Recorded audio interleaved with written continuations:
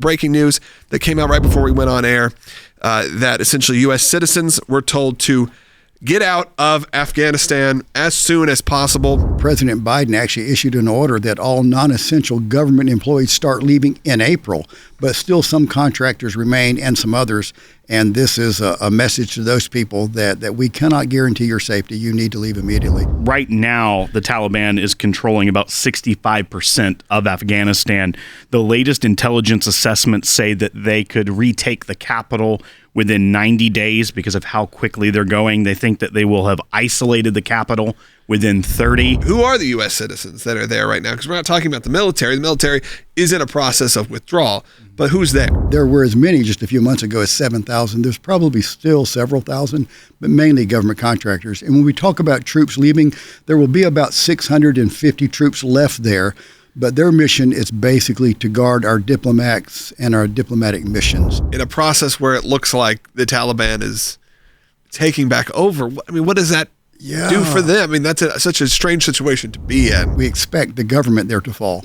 When that falls, I think there's a distinct possibility we will close down the embassy there and all of our troops and our diplomatic personnel will come home. More recent news that happened while we were in the last segment, Will, which is essentially Afghanistan's third largest city has fallen to the Taliban. Herat, which is the third largest city in Afghanistan, has reportedly now, we're getting it out of BBC, Associated Press, multiple international press operations are reporting this now, that it is has now fallen to the Taliban, which shows that the situation is escalating and moving extremely quickly. The Taliban, we think of it, you almost think of it in comic book form in your head of grand evil bad guys.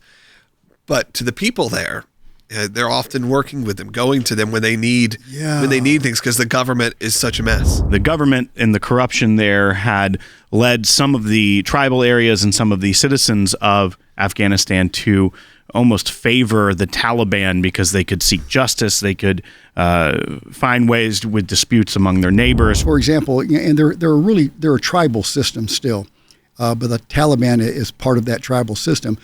Often when people had a grudge against the neighbor, say a property dispute or a financial dispute, if they went to an official judge appointed by the official Afghan government, they were so corrupt that their case wouldn't be heard for a long time, or it would be heard if they would give the judge a bribe.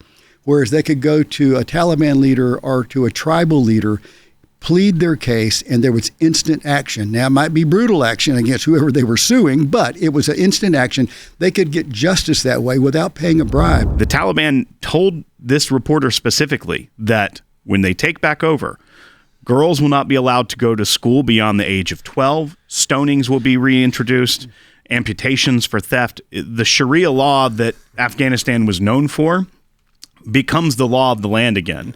And because of the corruption of their government, the people of Afghanistan felt more comfortable with that kind of oppression than with having to go to a corrupt government for help. The mission to eliminate the Taliban and to make that into a Western-style civilized nation was simply not going to happen.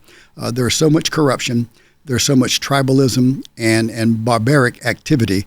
I think the time had come for us to say, okay, we did what we came to do, and it's time to back away. Our initial goals in this war was not to change the government and control everything and nation build.